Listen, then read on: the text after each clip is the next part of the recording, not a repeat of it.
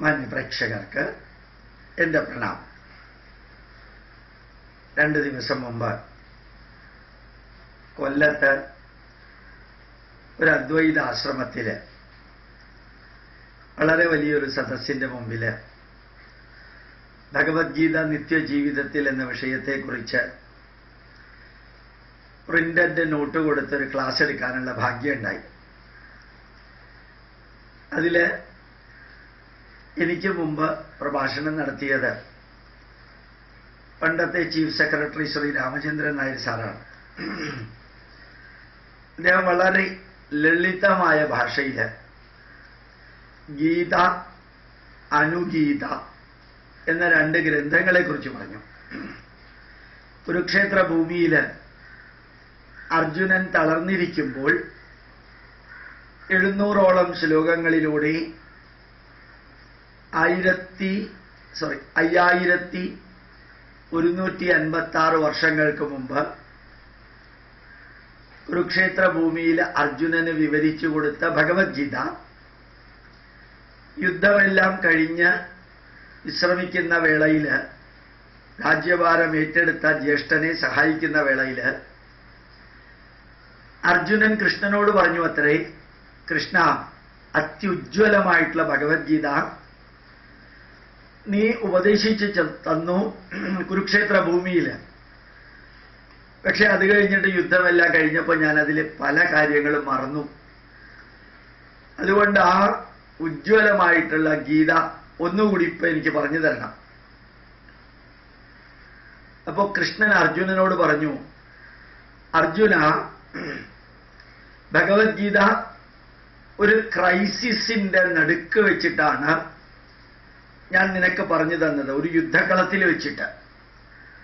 അപ്പൊ അന്ന് ഉപയോഗിച്ച പല വരികളും ഇപ്പൊ ഞാനും ഓർമ്മിക്കുന്നില്ല. അന്ന് ആവേശകരമായ രീതിയിൽ ധന്യമായിട്ട് നിന്നെ കർമ്മനിരതനാക്കാൻ അതാവശ്യമാണ്. ഇന്ന് നീ യുദ്ധക്കളത്തിലല്ല ഇരിക്കുന്നത്, അതുകൊണ്ട് അതേ വരികൾ ഇന്ന് ആവശ്യമില്ല. കർമ്മയോഗം ആവശ്യമാണ്, ജ്ഞാനയോഗം ആവശ്യമാണ്, കർമ്മസന്യാസയോഗവും ഭക്തിയോഗവും എല്ലാം ആവശ്യമാണ്. പക്ഷെ അന്ന് പറഞ്ഞ രീതിയിലല്ല ഇന്ന് പറയേണ്ടത്. കാരണം അന്ന് സ്പേസ്, ടൈം ആൻഡ് പെർസീവർ, ആരാണോ പറയുന്നത്, ആരോടാണോ പറയുന്നത്, എപ്പോഴാണോ പറയുന്നത്, എവിടെ വെച്ചാണോ പറയുന്നത്, ഇതെല്ലാം ഇമ്പോർട്ടന്റ്. ആര് പറയുന്നു, ആരോട് പറയുന്നു, എപ്പോൾ പറയുന്നു, എന്തിനു പറയുന്നു, എവിടെ വെച്ച് പറയുന്നു, ഇതെല്ലാം സന്ദേശങ്ങൾ കൊടുക്കുമ്പോൾ ഇമ്പോർട്ടന്റ് ആണ്. അതുകൊണ്ട് അന്ന് കുരുക്ഷേത്ര ഭൂമിയിലുള്ള ഒരു ക്രൈസിസ് ഇല്ലാത്തത് കൊണ്ട് ധന്യമായ ജീവിതം നയിക്കാൻ ആവശ്യമായിട്ടുള്ള ഉത്തരവാദിത്വം നിറവേറ്റാനുള്ള അനുഗീത എന്ന 2ാമത്തെ ഒരു ഗീത ഞാൻ നിനക്ക് ഉപദേശിച്ചു തരാം. ഇപ്പൊ നമ്മളെല്ലാവരും മനസ്സിലാക്കാനുള്ള ഒരു കാര്യം, ജീവിതത്തില് ഒരേ ഉപദേശം പലർക്ക് കൊടുക്കുമ്പോഴും ഒരേ ഉപദേശം ഒരാൾക്ക് തന്നെ കൊടുക്കുമ്പോഴും ഒരേ ഉപദേശം ഒരു സമയത്ത് കൊടുക്കുമ്പോഴും വേറൊരു സമയത്ത് കൊടുക്കുമ്പോഴും എല്ലാം അതില് why, what, when, where, who, whom, how, why, what, when, where, who, whom, how എന്ന 7 ചോദ്യങ്ങള് സാമാന്യ രീതിയിൽ മനസ്സിൽ വിശകലനം ചെയ്തിട്ട് വേണം അത് കൊടുക്കാൻ. ഉദാഹരണങ്ങൾ എടുക്കുമ്പോഴും വാക്കുകൾ പ്രയോഗിക്കുമ്പോഴും അത് കേൾക്കുന്നവരില്, ഉപദേശം സ്വീകരിക്കുന്നവരില് ഉണ്ടാകേണ്ടതായ ഇൻഫ്ലുവൻസും ഇമ്പാക്റ്റും അത് നമ്മൾ വ്യക്തമായിട്ട് അറിയണം. അപ്പോ ഏതുപദേശവും, ഏത് കഥയും, ഏത് അനുഭവവും പറയുമ്പോ റിസീവിംഗ് എൻഡിന്റെ വേവ് ലെങ്ത് ഇമ്പോർട്ടന്റ് ആണ്.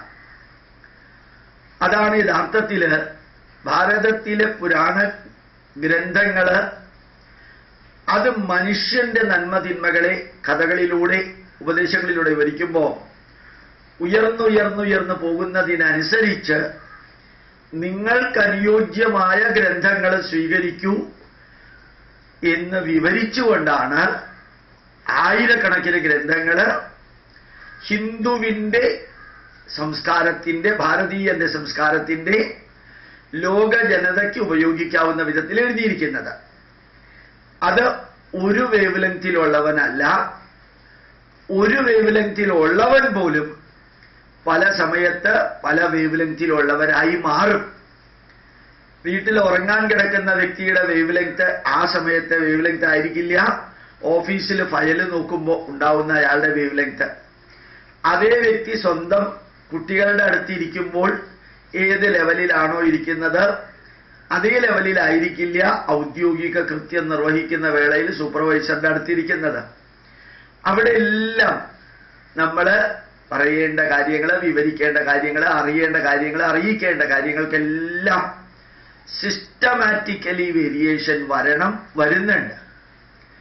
ഇത് ഉദാഹരണ സഹിതമാണ് ആ കൊല്ലത്ത് നടന്ന വനയം എന്ന് പറയുന്ന സ്ഥലത്തെ അദ്വൈതാശ്രമത്തിൽ നടന്ന ആ സമുജ്വലമായിട്ടുള്ള ആ വിവരണം പഴയ ചീഫ് സെക്രട്ടറി ശ്രീ രാമചന്ദ്രൻ നായർ നൽകിയപ്പോൾ അദ്ദേഹം കുറേ ഉപദേശങ്ങൾ നൽകിയിരുന്നു. എനിക്ക് വളരെ വളരെ ഉജ്ജ്വലമായിട്ട് തോന്നി.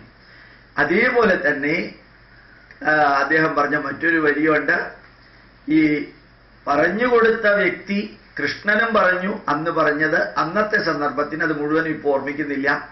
കേട്ട അർജുനൻ എനിക്ക് എല്ലാ സംശയവും തീർന്നു, ഇനി നീ സ്ഥിതോസ്മി ഗതസന്ദേഹ കരിഷ്യേ വചനം തവ, അല്ലയോ കൃഷ്ണ എന്റെ സംശയങ്ങളെല്ലാം തീർന്നു, നീ എന്താണോ പറയുന്നത് അത് ചെയ്യാനാണ് ഞാൻ ഇപ്പോ ഇവിടെ നിൽക്കുന്നത് എന്ന് വളരെ വ്യക്തമായിട്ട് എല്ലാം അറിഞ്ഞു എന്ന് പറഞ്ഞ ആ അർജുനനും പിന്നീട് അതിൽ കാര്യങ്ങൾ കുറെ മറന്നുപോയി എന്ന് പറഞ്ഞു.